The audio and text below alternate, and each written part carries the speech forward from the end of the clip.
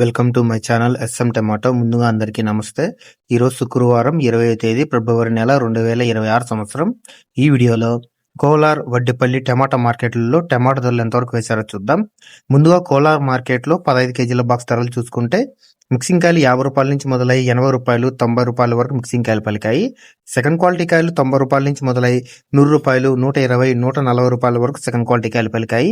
Class కాయలు 140 రూపాయల నుంచి మొదలై 150 160 180 రూపాయల వరకు క్లాస్ కాయలు పలికాయి.